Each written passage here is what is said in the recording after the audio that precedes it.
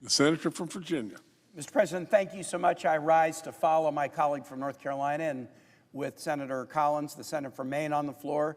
I hope also to be voting today and hopefully soon on behalf of the bill that is pending before us that would advance 5 completed appropriations bills that are very solid bills. To my point of view, none of us ever think these bills are perfect. There are always things in them we wish weren't and other things that we wish had been in them that aren't. But I think these are very solid bills. And I think it's time, not just because of the shutdown, it's time to advance these bills to the president's desk. And I appreciate that colleagues are recognizing that what we need to do is advance those bills and then focus in a very intense, high-stakes way on what I believe is the need for dramatic reforms of DHS and its agencies. And we all know the controversies, and we all know some things that need to be done, and we'll see if we can reach an agreement. The idea in this proposal is to take 2 weeks to see if we can find it. If we find sufficient reforms, you'll have votes like mine.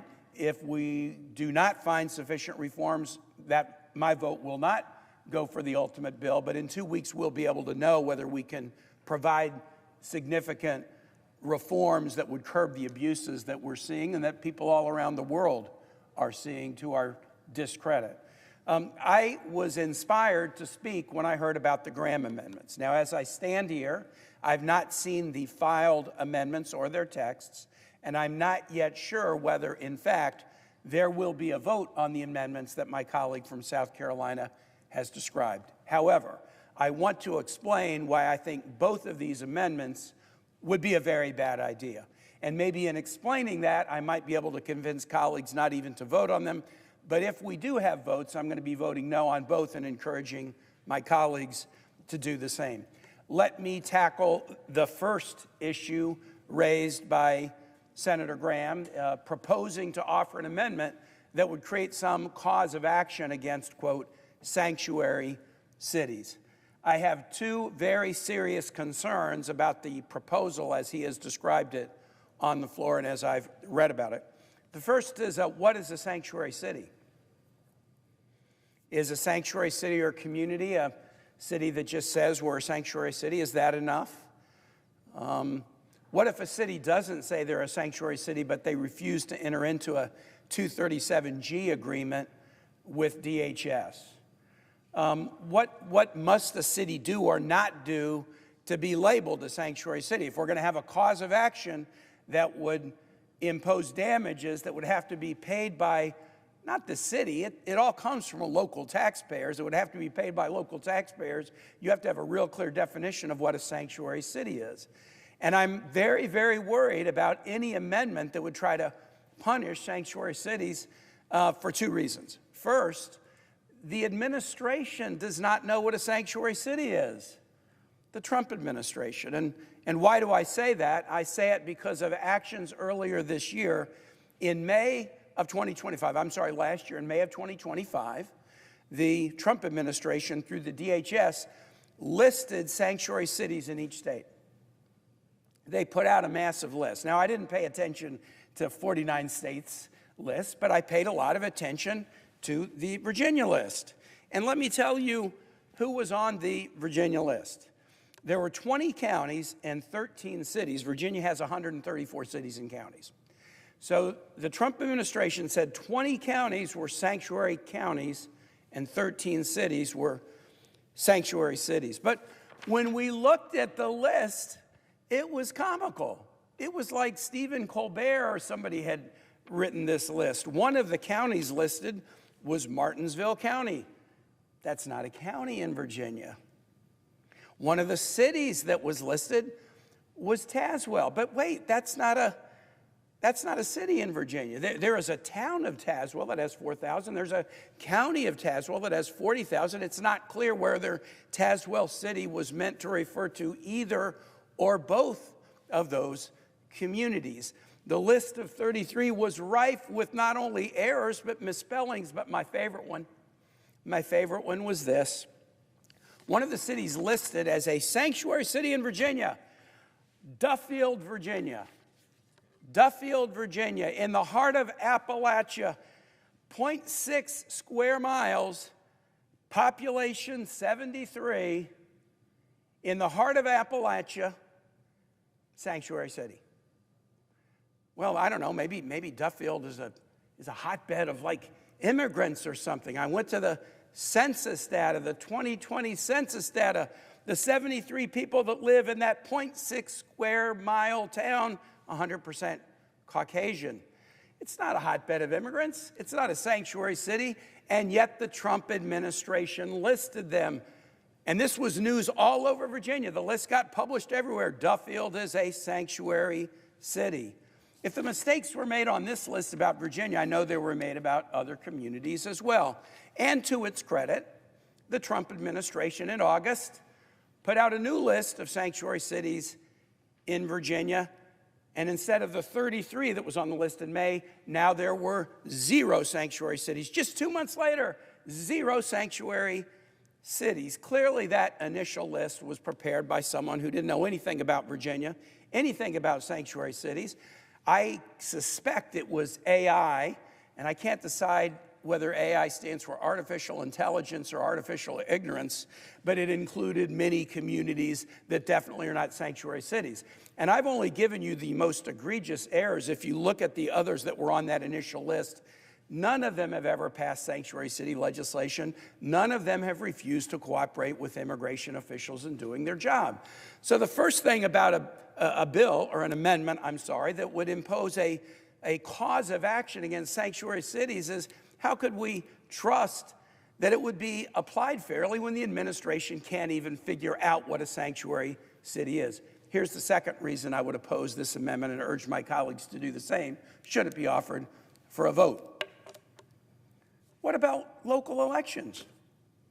Like, I've heard from many of my Republican colleagues, and frankly, not just Republican colleagues, those of us who've been mayors and governors, we don't think federal officials in this chamber should micromanage everything a city does or a county does or a state does. If folks in Duffield, Virginia, population 73, decide that they don't like being a sanctuary city, which they're not, they could change out their mayor. They could change out their city council. They could elect different people to have different policies. Why would we have a federal cause of action against a city or county that's responsive to its voters? Allow voters to decide whether their elected officials at the local level or state level are embracing the right or wrong policies. We shouldn't use lawsuits, as much as I like them. I was a lawyer for many years and tried a lot of cases.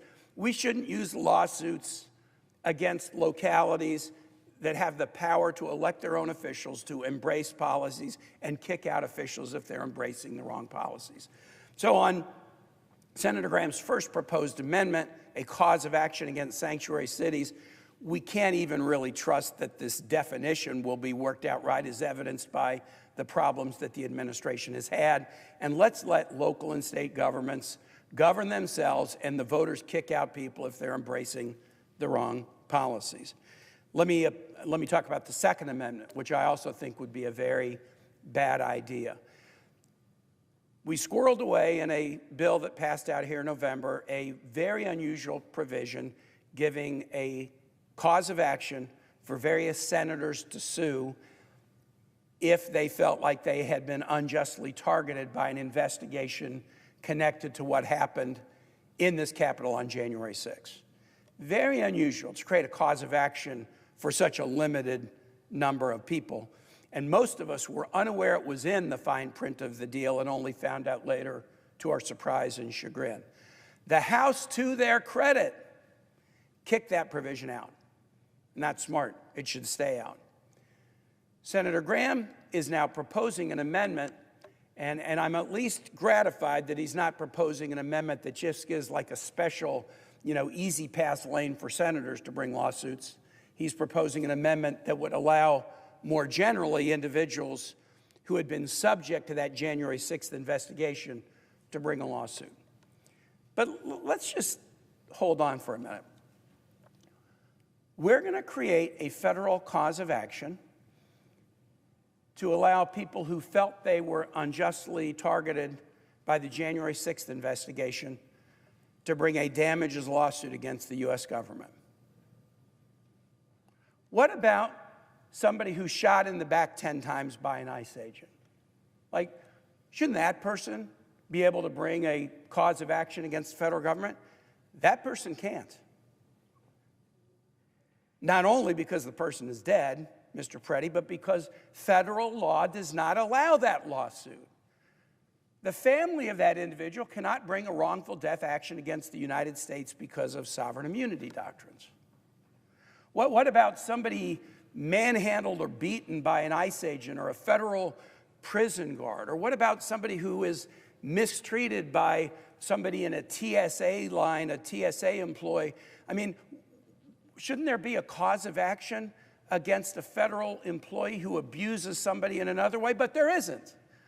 Federal law generally prohibits these claims because of sovereign immunity doctrines against the federal government, and it is near impossible to bring such a claim against the individual federal employee that carried out abusive behavior.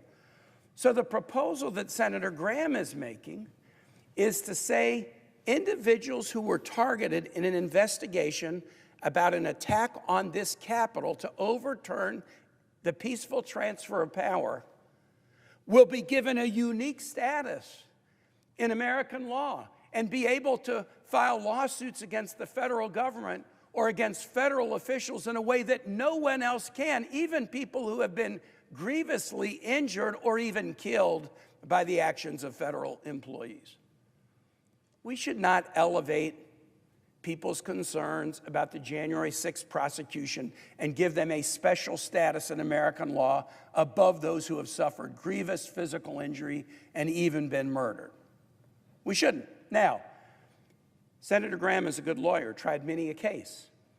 He knows that there has long been a debate about whether and under what circumstances one might create a cause of action for individuals, a federal tort claim for individuals who have been on the receiving end of illegal behavior by federal employees. That's been a debate that has been kicking around for a long time. And if Senator Graham or anyone in this chamber wants to engage in a discussion about what should the parameters of such a cause of action look like, and how it shouldn't be just for one group of people, but it should be for anybody whose rights have been grievously violated by the actions of federal officials, that would be a worthy discussion to have.